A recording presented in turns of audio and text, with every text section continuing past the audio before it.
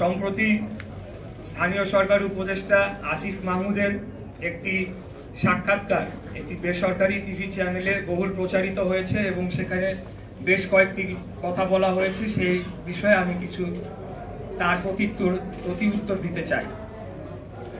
একটি বেসরকারি চ্যানেলে সাক্ষাৎকার দিয়ে স্থানীয় সরকার উপদেষ্টা আসিফ মাহমুদ অত্যন্ত আপত্তিকর কিছু কথা বলেছেন। আসিফ বলেছে, বিএনপির এক নেতার ইন্ধনে ইশরাকের আন্দোলন হয়েছে। এই বক্তব্যের মধ্য দিয়ে হাজার হাজার ঢাকার ভোটারদের চরম অপমান করা হয়েছে।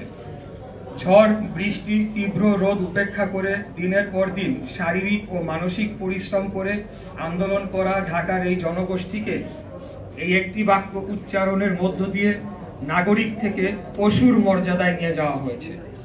এটার জন্য তাকে অবশ্যই নাগরিকদের কাছে ক্ষমা চাইতে হবে। দ্বিতীয়, আসিফ আরেকটা কথা বলেছে, ইশরাককে মিসগাইড করা হয়েছে। এই বক্তব্যের মধ্য দিয়ে তিনি ঔদ্ধত্যপূর্ণ আচরণ করেছেন। তিনি অন্যদের চেয়ে নিজেকে শ্রেষ্ঠ এবং আমাকে ব্যক্তিগতভাবে চরমভাবে হেয় করেছেন। আমাদের ঢাকা নগরবাসীর স্বতঃস্ফূর্ত এই আন্দোলনকে এইভাবে অপমান করার বিরুদ্ধে তীব্র নিন্দা ও প্রতিবাদ জানাচ্ছি। ঢাকার অধিবাসীদের প্রতি চরম অবমাননাকর এই বক্তব্যের জন্য তাকে ক্ষমা চাওয়ার দাবি জানাচ্ছি। আসিফ আরো বলেন, আমাকে তার নির্বাচনী এলাকা কুমিল্লার একটি উপজেলার জনৈক বিএনপি নেতা, আমি নাম উল্লেখ করছি না, প্ররোচনা দিয়েছেন। এই আন্দোলনে অর্থ ও লজিস্টিক্স দিয়েছেন এবং তার কাছে নাকি প্রমাণ রয়েছে। এই প্রমাণ তিনি জাতির সামনে তুলে ধরবেন, অন্যথায় তাকে প্রকাশ্যে ক্ষমা চাইতে হবে। এখানেই তিনি থেমে থাকেন নাই। তিনি বলেছেন, বিএনপির একটি অংশের সরকারের সাথে বোঝাপড়ার দূরত্ব তৈরি হওয়ার কারণে আমাকে ব্যবহার করা হয়েছে। তিনি বিএনপির মতো ঐতিহ্যবাহী পুরনো বৃহৎ রাজনৈতিক দলকে হেয় করেছেন এবং একটি অসত্য অভিযোগ তুলেছেন। তিনি নিজেকে বিশাল কোনো মহামানব হিসেবে উপস্থাপন করেছেন। উনি হয়তো ভুলে গেছেন ওনার জন্মের আগে বিএনপির জন্ম হয়েছে। আসিফ এটাও বলেছে, আমার পক্ষ থেকে যারা নেগোশিয়েট করতে এসেছেন তারা সোললি আমার পক্ষে নেগোশিয়েট করেন নাই। অর্থাৎ আমার বিষয়টি সম্পূর্ণ আইনি, এখানে নেগোশিয়েট করার কোনো সুযোগ নেই। আদালত স্পষ্ট করে রায়ের মাধ্যমে কি করতে হবে তা বলে দিয়েছে।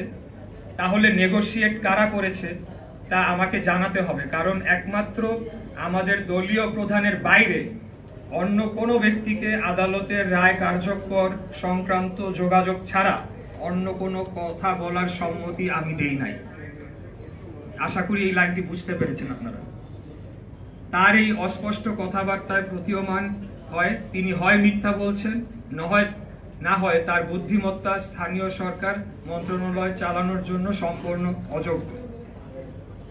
আসিফ বলেন, ইশরাক হোসেন অত্যন্ত দম্ভ ভরে ও অহংকারের সাথে সরকার কর্তৃক প্রশাসক হওয়ার প্রস্তাব প্রত্যাখ্যান করেছেন। বরঞ্চ বিনয়ের সাথে এটি প্রত্যাখ্যান করার কারণ হিসাবে বলতে হবে, একজন বৈধ নির্বাচিত জনপ্রতিনিধি ও রাজনীতিবিদের জন্য এই প্রস্তাব অপমানজনক।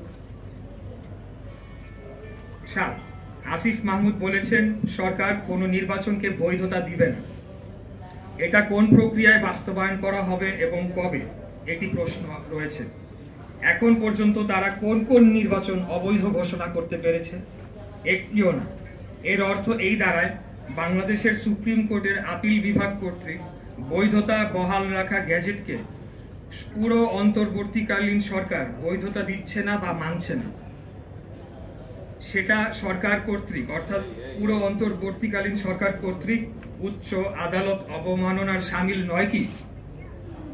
এই একই আদালত বাংলাদেশের সংবিধানের আর্টিকেল 106 এর ধারা অনুযায়ী বর্তমান অন্তর্বর্তীকালীন সরকারকে বৈধতা দেয়নি, বরঞ্চ উল্লেখযোগ্য উদাহরণ হিসেবে ঢাকা দক্ষিণ সিটি নির্বাচন 2020 আমাদের মামলা ও রায়ের মাধ্যমে তৎকালীন নির্বাচনটির ফলাফল যে অবৈধভাবে ঘোষণা করা হয়েছিল সেটি প্রমাণিত হয়। এবং ফলাফল সংশোধনের মাধ্যমে সেটি আরো সুদৃঢ় হয়েছে।